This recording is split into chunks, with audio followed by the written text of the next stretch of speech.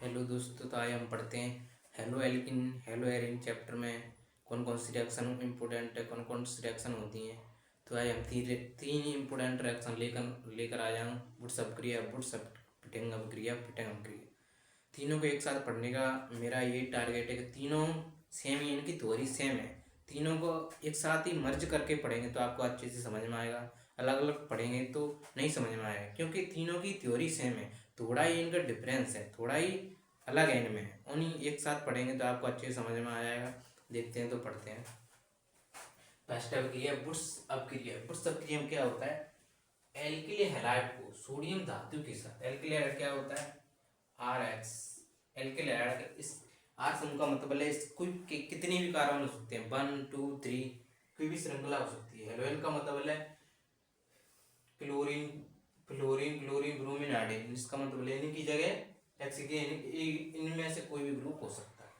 तो alkyl halide को sodium धातु के साथ ईथर की उपस्थिति में, भाषा को देखते हैं सर, ईथर की उपस्थिति में गर्म करते हैं तो सम्मित एल्किन प्राप्त होता है। सम्मित एल्किन क्या होता है?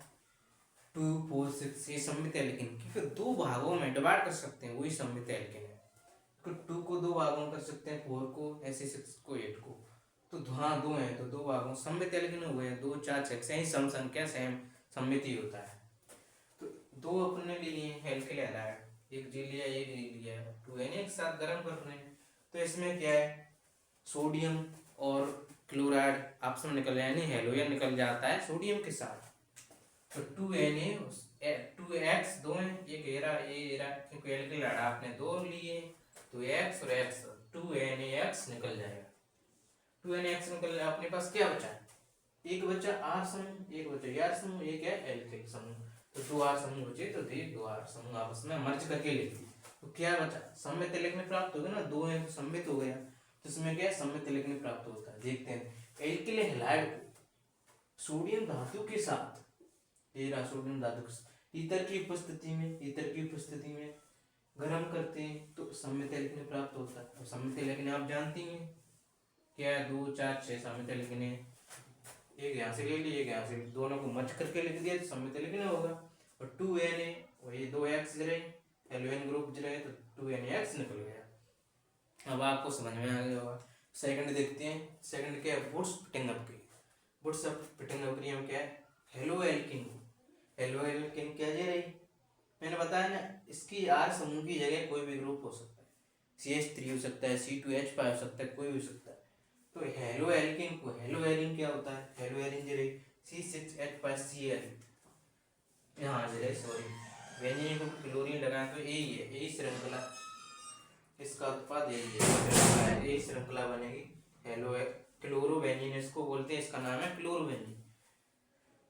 तो हेलो एल्किन को हेलो एरिन के साथ, हेलो एरिन को साथ सोडियम धातु के साथ, सोडियम धातु क्या है, वो ईथर की उपस्थिति में गर्म करते हैं तो क्या बनता है?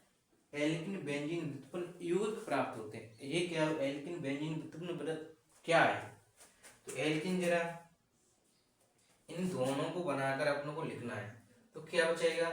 2NaCl, 2Na एक किसको लेकर भाग जाएगा? Cl को, ACl जरा एक जरा 2Cl, तो 2NaCl। अब बचा क्या? C6H5Cl, C6H5Cl ये लिख दिया। तो एल्किन बेंजीन व्युत्पन्न यही है। तो बेंजीन कहाँ रही है? तो C6H5 क्या होता है? बेंजीन ही होता है। C6H6 बेंजीन होता है, ये होती है बेंजीन की श्रृंखला। इसका है C6H5। इसका मतलब हर कार्बन, हाँ हर 6 कार्बन है, 1 2 6 कार्बन है, इस पर एक पर आटोम जुड़ा है, क्योंकि कार्बन की वैलेंसी हमेशा 4 होती है।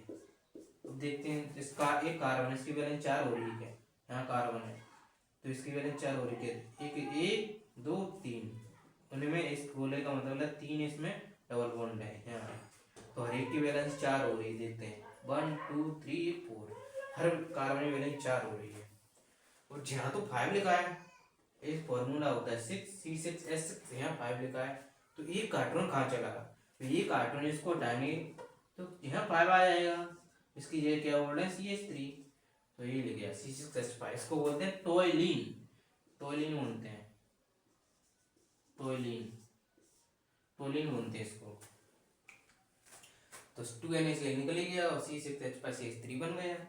तो हेलो एल्किन को हेलो एरिन के साथ, उनको यही ध्यान रखना है, हेलो एरिन के साथ वो भाषा तो सेम ही है। 2Na को सोडियम धातु के साथ ईथर की उपस्थिति में गर्म करें तो क्या बनता है, एल्किन बेंजीन व्युत्पन्न यौगिक प्राप्त होते हैं। अब देखते हैं फिटिंग अभिक्रिया क्या होता है।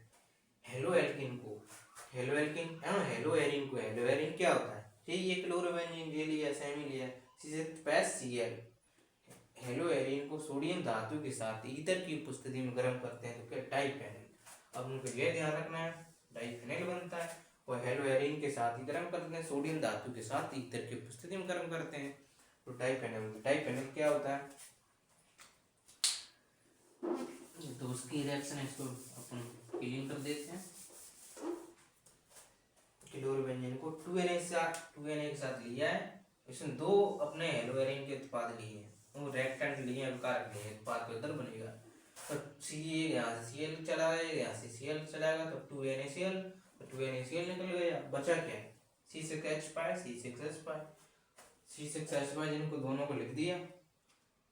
और इसकी स्ट्रक्चर ये होती है कि C6H6 बेंजीन होती है, C6 बेंजीन होती है, और एक एक हाइड्रोजन निकालेंगे तो 5 बचेगी यहाँ C6H5, तो दोनों को मर्ज करके लिख दिया। तो इनकी वैलेंसी भी तो होनी चाहिए पूरी, 1 2 3 4 हो रही है उनकी 4, कारण वैलेंसी 4 होनी चाहिए। तो ये डाइफेनल होगा, इसकी श्रृंखला ये दो बेंजीन को आपस में जोड़ दिया मर्ज करके, तो ये डाइफेनल बन गया और 2NaCl निकल ही रहा है। अब आपको समझ में आएगा। और एक साथ में सिमिलर क्या है, मैं बताया ना शुरू में, इनमें सिमिलर क्या है अपन को कैसे याद रखना है परफेक्टली, कैसे तीनों को अब एक साथ तो पढ़ लिया, थोड़ा इनमें अंतर किया। हर एक में सोडियम धातु के साथ ईथर की उपस्थिति में गर्म कर रहे हैं, उनमें थोड़ा ही डिफरेंस है, उत्पाद और क्या उनमें साथ ले रहे हैं। फर्स्ट में क्या है, फिटिंग बुट्स क्लेम क्या है, एल्किल हैलाइड ले रहे हैं, सिर्फ उन्हीं एल्किल हैलाइड ले रहे हैं और सोडियम धातु के साथ गर्म कर रहे हैं ईथर की उपस्थिति में। क्या बन रहा था, सम्मित एल्किन बन रहा था, सम्मित एल्किन बन रहा है, उसमें क्या लिया, एल्किल हैलाइड लिया है, बस लिया एल्किल हैलाइड ले लिया 2 और 2Na के साथ गर्म कर दिया ईथर की उपस्थिति तो सम्मित एल्किन बन गया।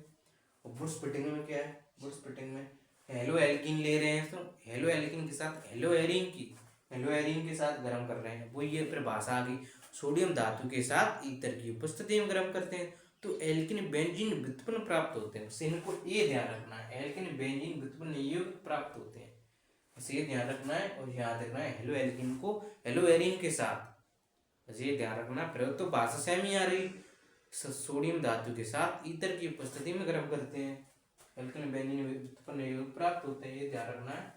क्लोरोबेंजीन ले रहे हैं अपन को, एल्किल समूह तो है, और सोडियम धातु के साथ लेना ईथर की उपस्थिति में, ये तो ध्यान रखना ही होगा अपन को। एल्किन बेंजीन, आपको बेंजीन बता दिया C6H5CH3, तो इसको क्या बोलते हैं, टोलिन। आप टोलिन लिख सकते हैं और इस स्ट्रक्चर को भी लिख सकते हैं, 2 एग्जांपल लिख सकते हैं, इसको भी लिख सकते हैं, क्लोरोबेंजीन है ही, और इसकी जगह स्ट्रक्चर लिख सकते हैं, और इसकी जगह आपको बता दिया था ये लिख सकते हैं, इसको टोलिन बोलते हैं, CH3 टोलिन हो गया, इसकी जगह ये लिख सकते हैं।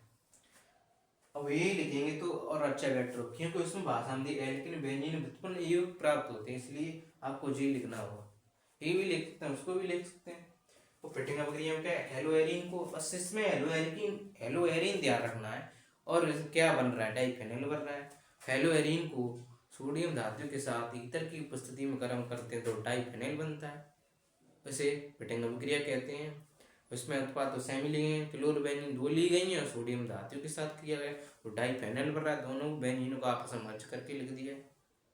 इसमें कोई थ्योरी साइंस ज़्यादा नहीं है, सेम ही थ्योरी है, इसमें थोड़ा ही याद रखना है, उत्पाद बन क्या रहा है, वो क्या ले रहे हैं जिसके कारण ये बन रहा है।